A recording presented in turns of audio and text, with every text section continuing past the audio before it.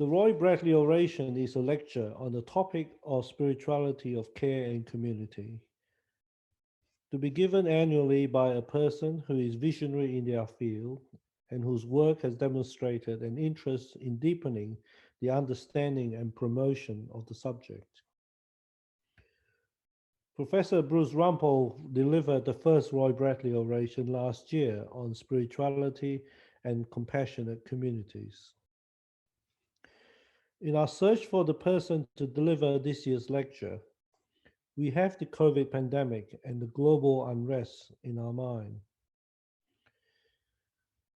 In our invitation to the Reverend Tim Costello, we wrote, "We have in mind your long and extensive experience in caring and advocating for those marginalized in our society, as well as millions more around the world deprived of the most basic needs.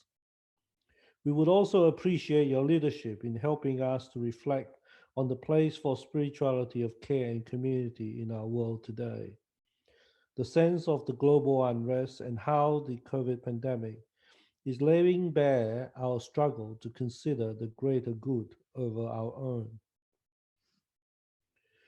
We are very grateful that Tim has accepted our invitation to deliver the second Roy Bradley Oration. Tim Costello is one of Australia's most respected community leaders and a sought-after voice on social justice, leadership and ethics. For 13 years, until October 2016, Tim was the Chief Executive of World Vision Australia. Tim is currently the Executive Director of Michael Australia and is also Director of Ethical Voice. Other positions Tim holds are Senior Advisors to the Centre for Public Christianity, Chair of the Community Council of Australia, and Chief Advocate for the Thriving Communities Partnership. And Tim continues to be a spokesperson for the Alliance for Gambling Reform, which campaigns for law reform to prevent harm from poker machine gambling. In earlier roles, Tim was the National President of the Baptist Union of Australia and Mayor of St Kilda. He has been Baptist Minister at St Kilda Baptist and Collins Street Baptist in Melbourne, as well as Executive Director of Urban Seed. Initially, Tim studied law and education at Monash University, followed by theology at the International Baptist Seminary in Switzerland. He also received a master's degree in theology from the Melbourne College of Divinity. In 2006, Tim was named Victoria's Australian of the Year, and in June 2005 was made an Officer of the Order of Australia. In 2004, he was named the Victorian of the Year, and in 1997 was named as one of Australia's 100 National Living Treasures. His book includes A Lot with a Little, Faith, Hope, Another Way to Love, co-edited with Rod Yule, Streets of Hope, Finding God in St Kilda, Tips from a Travelling Soul Searcher, and What a Bet, Winners and Losers in Gambling's Locksmith, co-written with Royce Miller. Tim and his wife Meredith had 3 adult children, Claire, Elliot, and Martin. I would like now to invite Tim to deliver his lecture, Ethical Leadership in Times of Personal Risk. Welcome, Tim. Thank you so much, and thank you to all of you who are attending. I too want to acknowledge the Bunurong of the Kulin Nation, on whose land I am currently speaking to you from, and their elders, past, present, and their emerging leaders. My family has very deep links with Roy and Margaret Bradley. My 91-year-old mother, who's still with us, was at Margaret's 21st birthday at Wattle Park Chalet, where it was announced that she and Roy were engaged. I think Margaret met Roy at Melbourne University, and Roy was instrumental in introducing my parents at Melbourne University. My mother was very, very impressed with Roy Bradley from the outset. Impressed he'd served in the Air Force in the war, even more impressed that he was a Trinity man. As she said, Trinity men were the elite at Melbourne University. She remembers that after the formal dinners at Trinity College, they would walk in their academic gowns across to the main library to study, and there would be looks of admiration and awe. They were a cut above other students, at least according to my mother. And Roy, well, she says, Roy was a heartthrob. He was so good looking. I later heard about Roy sharing a room at Trinity College with Jeff Burridge. Jeff Burridge was one of my teachers at Carey Grammar, son of Canon Burridge, who was at St James Old Cathedral. And I, with my mother, would often go to Roy and Margaret's place and meet their children. Unfortunately, my mother was in hospital for Roy and Margaret's wedding. She was very ill for 6 months, over 6 months in hospital, not expected to live. She did live. She was told she mustn't marry. She did marry. When she married, she was told by the doctors she mustn't have children. She did have 3 children. And at 91 now, she's outlived all those doctors who gave her that medical advice. I remember as a child going across to the Bradleys and hearing from my mother, well, Roy's name growing up was Algie from Algernon. That's his real name. Of course, I think he took his first name, Roy, and that's how we know him today. So we are honouring Roy in this oration, remembering his insight that pastoral care is essentially about keeping open the mystery of God in people's lives. And the way to keep that open is by embracing redemptive relationships. As Eugen said, Roy has always honoured his predecessors in this field, Dr. Graham Griffin, Dr. John Paver, but it was Roy that set up the first full-time, fully accredited training program of CPE at the Austin Hospital in Heidelberg. Members of the staff there at the hospital questioned his use of the word clinical, believing it was strictly a medical term. And Roy argued, well, one interpretation of the word clinical means at the bedside.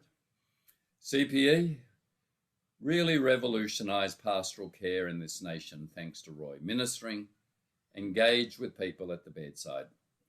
Still, today, it raises the level of future pastors' conscious behaviour in an environment of challenge, learning and acceptance. Roy believed that you have to integrate theological concepts with a person's life experience.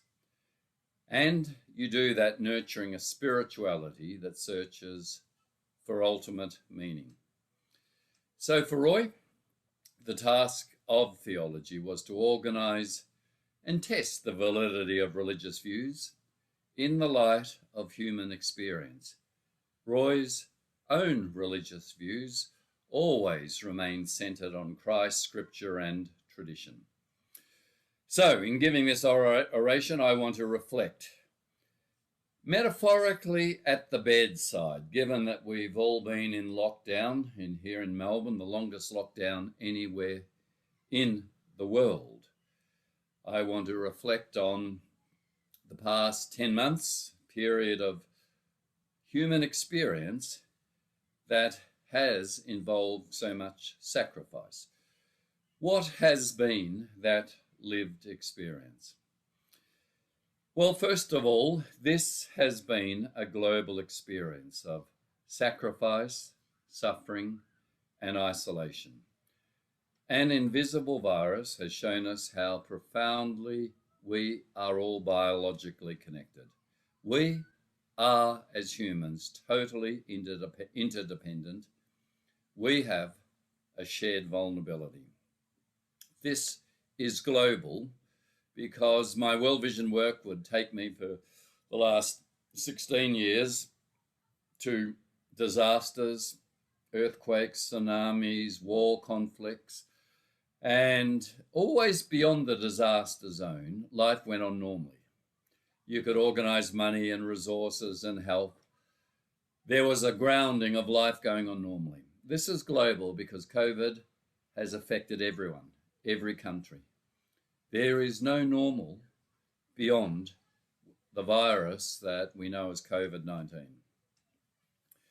Secondly, this virus has profoundly reshaped political norms. The way we had dogma, political dogma that was unchallengeable, like it is always good to have a surplus and terrible to have a deficit. Overnight, governments around the world, even politically conservative governments, became socialist. Well, socialist in the sense that Donald Trump and Republicans use it of Joe Biden. Socialist actually means total centralization, where the government sets prices and wages and owns the means of production. Socialist, at least in the sense of massive government intervention and spending, far less market. We've seen that in Australia with a rise in what was once called New Start, now Job Seeker, from the abominable lows of $44 a day, because so many people were rendered unemployed by government action, shuttering businesses, closing down the economy. We've seen JobKeeper for those businesses. We've seen unthinkable things, massive government spending and deficit. And it's been in areas that I scarcely believe possible. Increasing aid, an area that I'm very involved in. We had only seen in the last 8 years aid cut, dramatically cut by the Australian government. All our cries, lobbying, organising, achieved nothing because there had to be a surplus. And the people who receive aid, they don't vote. They aren't going to be the recipients in order to get to this surplus. We've seen nearly $1 billion added to aid. I direct Micro Australia. We ran a campaign called End COVID for All, a mask that said End COVID for All. 25,000 Australians wore them. Full-page ads in the Fin Review with corporations like Woolworths and universities and surprising voices from Hillsong to Islamic Relief saying increase aid for our neighbours in Southeast Asia, in the Pacific. And the $1 billion cut under Tony Abbott and Joe Hockey in the 2014 budget was restored. You may have missed it. Unthinkable, but for COVID. Political norms overturned. We have seen in Victoria social housing, a package of $5 billion. Why do we have so much homelessness? Because less than 5% of all housing stock in Victoria is social housing. There's always 15% plus of the community through mental illness, domestic violence, poverty will be needing social housing. We didn't spend money until now. Well, these are overturning political norms, which are quite extraordinary. We have learnt that this virus may infect any one of us, from Donald Trump and Donald Jr. to Boris Johnson to Tom Hanks, not just the homeless and vulnerable people exposed to the elements, but we have learnt that though there is great equity in how the virus might affect any of us, in terms of who gets treatment and who might live or die, it disproportionately affects the poor and the vulnerable. Lower paid carers in aged care homes, nurses, security guards, those lower paid essential service workers. It doesn't seem to affect Macquarie bankers, the knowledge, bank, finance, information sectors that are highly paid and work from home via Zoom. Fourthly, we have discovered that this virus is all about communal suffering, not just individual experience. I was listening to a doctor in the US say our hospital administrations, certainly our political administrations, do not seem to care if we doctors get sick. He said, I'm at breaking point. 3 months, in a hotel just going to work away from my wife. My wife is at breaking point.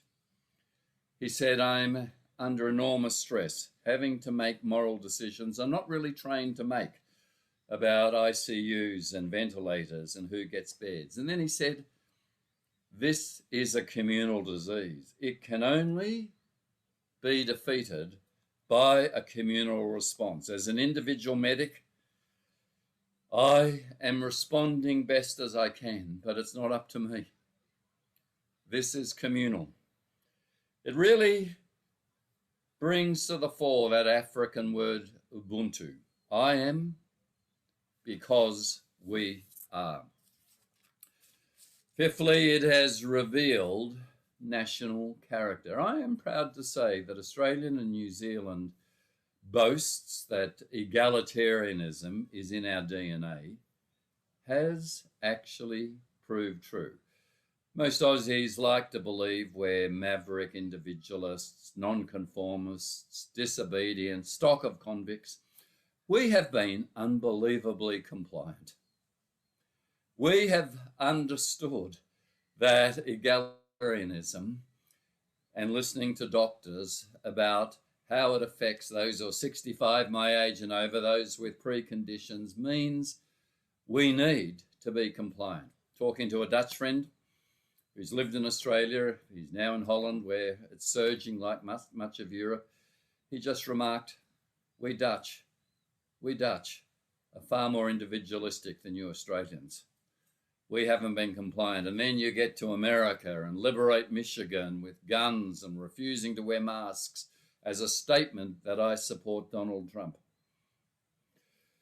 Sixthly, this experience has required huge sacrifice. Businesses that were the future superannuation retirement nest eggs for so many people smashed. Kids in school who've lost a year. I particularly feel for those kids in year 12.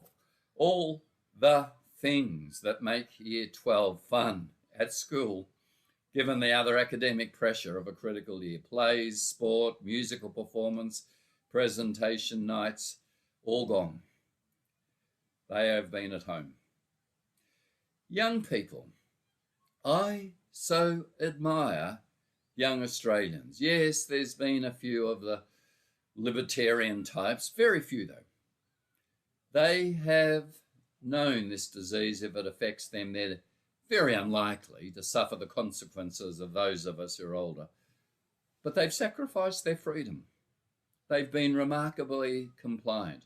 We have a great burden of debt to young people for their sacrifice. And I really still wonder, as a political question, given they are inheriting the debt of the spend, if we've woken up morally to what we owe young people.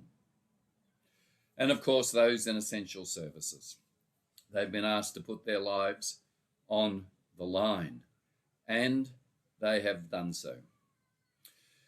So in the light of this global lived human experience, what do we have to say about leadership, about redemptive relationships, about the mystery of God? Well, on the mystery of God, I'll leave it to the theologians. Walter Brueggemann's brought out a book on COVID and God.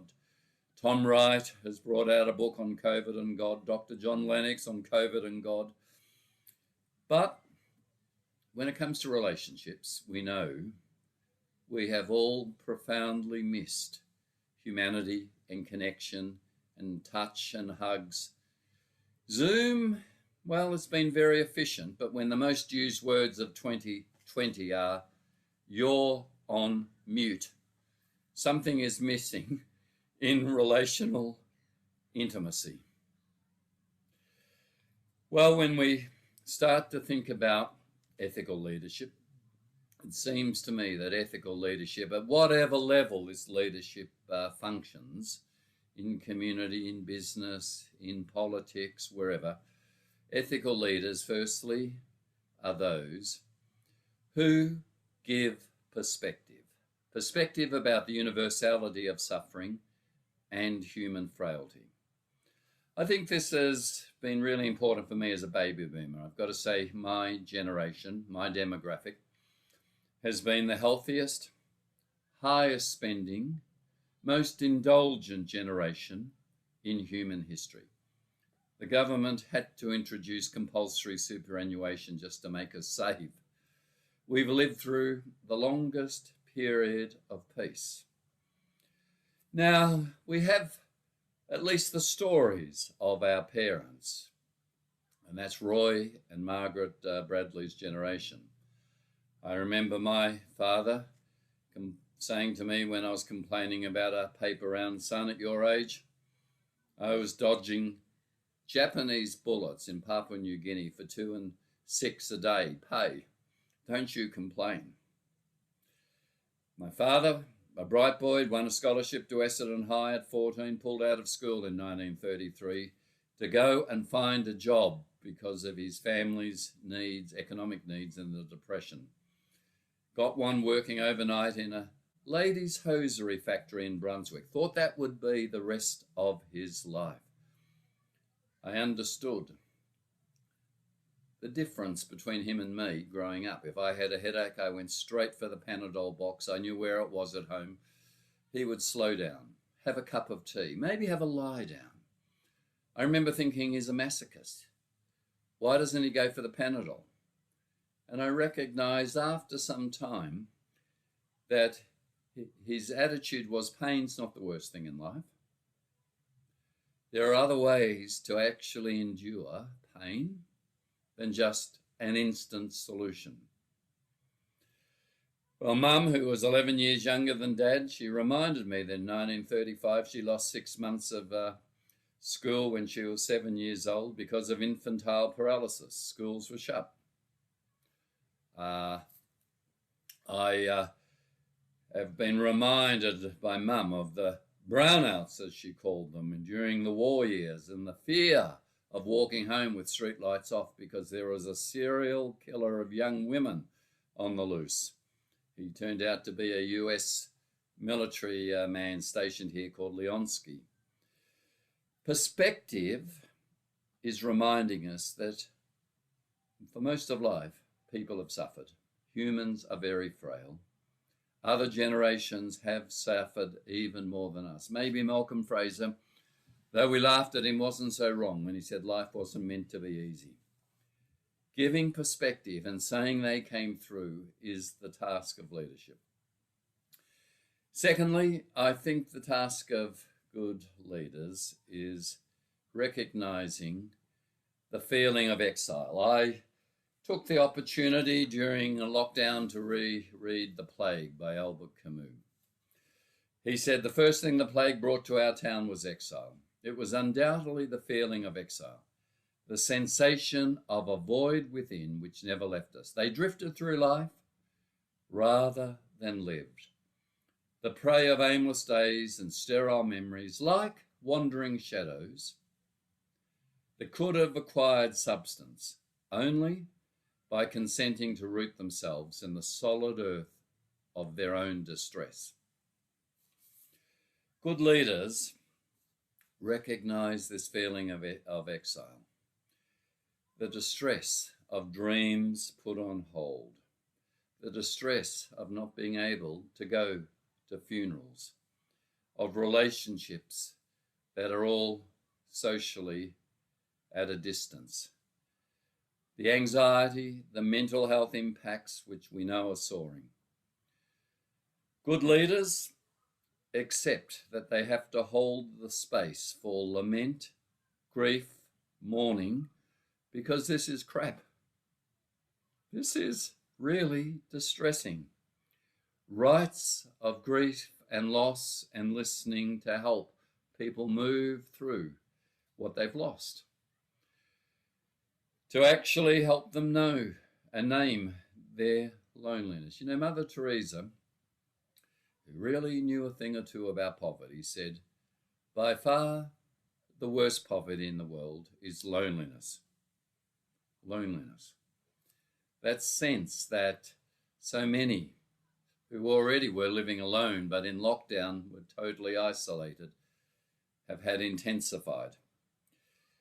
This has always been the human condition. Paul Tillich in The Courage to Be reinterpreted really the fall in Genesis story less about disobedience and guilt and more about separation and loneliness and anxiety, expulsion from the garden, expulsion from a relationship with God. That existential loneliness, which is always with us. We don't ask to be born. We're thrown up on this stage called life. No one really takes us aside and says, this is the purpose of your life. This is the meaning of life. We have to find that. And it's an existential struggle. Well, in COVID, it's as if we have been alone together. It has been global, it is communal, and it is also quite profound loneliness for so many. Ethical leaders recognize the human longing for the sacred, for ultimate meaning, for transcendence. I wrote a little book in COVID called The Cost of Compassion, and in it I tell the story of a New York doctor working at a Brooklyn hospital in March 2020. The coronavirus was ravaging the community. He was working with a 100-year-old Hasidic lady who had the virus. He knew she would die. He was desperate to send her home, but her blood pressure dropped so low they had to keep her in hospital. Her son kept phoning the doctor, who, overwhelmed, finally had to tell him, frankly, she's 100 with pneumonia in both lungs. She's not good. She's not going to do well. Her son wanted to speak with her, but the doctor was too busy. 10 minutes later, the son called again and was told his mother was now unconscious. He asked the doctor for a favor. He knew he couldn't be there with her, but it was very important he say a prayer for her. Could he, the doctor, hold his phone close so his mother could hear? Now, the doctor had 10 other very pressing things to do in that moment, but out of respect for the 100-year-old woman, he stopped what he was doing, put his phone on speaker close to the woman's ear, told the son to speak. The son started praying the Shema, the Jewish declaration of God's unity. In that moment, the doctor noticed the numbers tattooed on the old woman's arm. As the son cried and prayed, time slowed down for the doctor. It awoke some forgotten emotion in him, and he felt restored to himself. Afterwards, the son thanked and blessed the doctor, who thanked him in turn. It had been a transformative moment. Well, doctors in a pandemic are required to be transactional. But in such a transactional climate, a phone call from the son of a 100-year-old patient seemed to be an interruption, a distraction from saving younger lives the doctor could save. Yet, a moment for this doctor that he describes as sacred. Good leaders recognize the longing for that which is sacred. Good leaders recognize that in this time we need again to stress something that we had started to lose. Ethics is about we, not I. We have seen for the last 200 years individualism, which is at the heart of liberalism, dominate. In the state, it's the individual preferences to get our political vote. What's in it for us?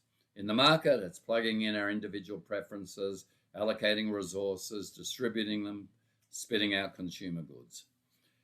What has really been lost in the last 200 years is what we call civil society, the voluntary, relational, communitarian dimensions. That is the third pillar to the market and the state. We know we've been losing it in Australia.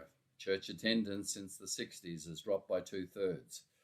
Andrew Lee, in his book Reconnecting, has talked about how involvement in civic groups tumbled from 19% in Australia in 2010 to just 9.4% of the population in 2019. Plenty of political cause hobbyism on social media, but not communitarian relational engagement in the same way. We know that this shift has meant that we can Zoom around the world but find it difficult to talk to our next door neighbour. The thing about rediscovering We Not I is a 5-kilometre limit in lockdown meant we rediscovered our neighbourhood streets and, for many of us, our neighbours, local parks.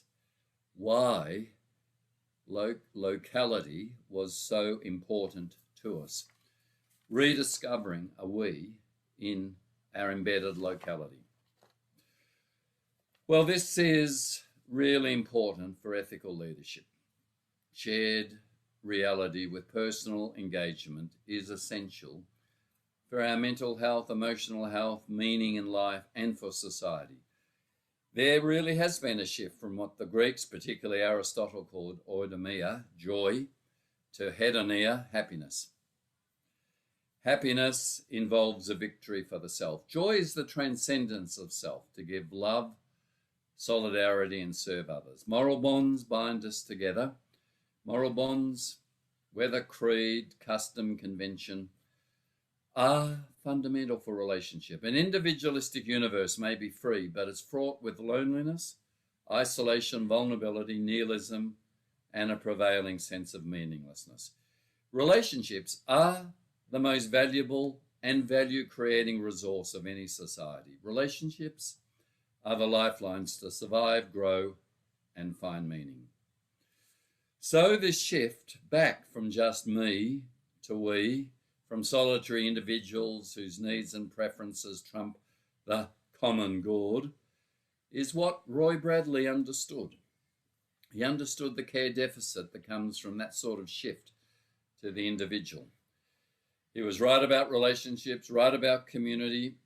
His spirituality of care and community was for the well-being of individuals and society, within a broad notion of spirituality. Thus Roy's own being a warden to the Avalon community, practicing shared living himself. Well, let me try and wind this up by saying that this sacrifice for those of us with a Christian faith makes sense in the Christian story, because in the Christian story, suffering, redemption, and love go together. Love and suffering go together like deep sea diving and getting the bends. C.S. Lewis certainly picked this up. He said, there is no safe investment. To love at all is to be vulnerable. Love anything, and your heart will certainly be wrung and possibly broken. If you want to make sure of keeping your heart intact, you must give your heart to no one, not even to an animal. Wrap it carefully around with hobbies and little luxuries. Avoid all entanglements. Lock it up, safe in the casket or coffin of your selfishness. But in that casket, safe, dark, motionless, airless, it will change. It will not be broken. It will become unbreakable, impenetrable, irredeemable. The alternative to tragedy, or at least the risk of tragedy, is damnation. The only place outside heaven where you can be perfectly safe from all the dangers and perturbations of love is hell. Well, if I can finish by saying the first extensive CPE verbatim, I think, is found in the book of Job. Job's comforters, judging by their verbatim, would have failed Roy's CPE course. He would have said to Job's comforters, you're not listening with your heart. You're not listening with your third ear. Throw away, Roy would say to them, your cherished certainties of how to interpret God's righteousness, and suffering must be because of human evil. Of course, in the book of Job, though the comforters get it wrong, their verbatim shows it, God gives to Job actually very similar answers to Job's comforters. Well, let's leave aside for the moment that the Almighty might have failed Roy's CPE course also. But Job dares to summon God to court, to answer for inflicting suffering. God shows up, and it's God's presence, not arguments, that changes everything for Job. I have heard of thee with my ear, now mine eye sees thee. The mystery of God must be kept alive. Presence by the bedside, presence in relationships is fundamental to that mystery, to the mystery that God will show up.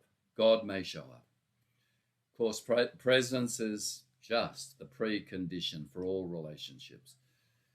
And a certain kind of presence, a humble, listening, sacrificial presence to make sense. Leaders in Australia who are political leaders try to make sense of sacrifice and suffering, particularly by going to the Anzac story. We know how they love it. A mighty shrine, temple to those who have died. Liturgy at the going down of the sun. Music, the last post reveille. And this becomes, with greater love hath no one, a sort of national narrative. But it's why it's brittle, so brittle, as we've now seen with the shocking discovery of SAS killings in Afghanistan, 39 innocent people executed, why this narrative doesn't quite go far enough. Love and duty and sacrifice has been what my wife and I have been watching in The Crown. Elizabeth's duty and sense of service is extraordinary, but it comes at cost to family. I was quite shocked with my wife to watch an episode last night. Elizabeth didn't know her cousins, her mother's brother, Jock's daughters, Catherine and Nerissa Bowes-Lyon, were still alive. They'd been registered as dead in Burke's peerage. Why? Because they're idiots and imbeciles. Margaret, Elizabeth's sister, discovers they're alive, that they actually know, that they belong to the family. They follow everything Elizabeth the Queen does, but they're invisible, unacknowledged, unseen. They had to be removed as an embarrassment because of bloodlines after the abdication. You couldn't have madness potentially threatening the new king's family. What sacrifice? I thought of this with Annalise Van Diemen, our Deputy Health Officer in Victoria. On her day off, she tweeted, "Sudden arrival of an invader from another land, decimating populations, creating terror, forces the population to make enormous sacrifices and completely changes how they live in order to survive." She finished, COVID-19 or Cook 1770. Well, the political response to this was hysterical from Prime Minister Morrison down. Calls by state Liberals for her to be sacked. This is not the story of sacrifice that can be told. It's our distress, not Indigenous from 1770, who particularly died with colonisation and the viruses we brought. They can't be compared. They do not fit our narrative of discovered by Captain Cook, built by brave British pioneers loyal to the crown. I think of the lies of robo-debt, the lie that people on welfare are cheats and lazy and they're all robbing us, and the cruelty of those lies that saw many suicide, their lives broken. Dostoevsky, who I've been reading in COVID, said, "A man who lies to himself and believes his own lies becomes unable to recognize truth, either in himself or in anyone else, and he ends up losing respect for himself and others. When he has no respect for anyone, he can no longer love." And it all comes from lying to others and to yourself, says Dostoevsky. Well, let me finish by saying that CPE, pastoral care, is humbling oneself to listen, to be present, to name the truth, to say, I can incorporate your experiences into the mystery of God. A mystery where Jesus did not grasp at equality with God, power and sovereignty and respect, but humbled himself even to death on a cross. Such suffering love is redemptive. Such altruism is inexplicable. Evolution has no category for such altruism because we're programmed to ensure our survival. Selflessness isn't in the framework. Well, pastoral care is that altruism, believing in deep care, deep friendship, redemptive relationships, and that is the deepest spirituality that ethical leaders need in these times. Thank you.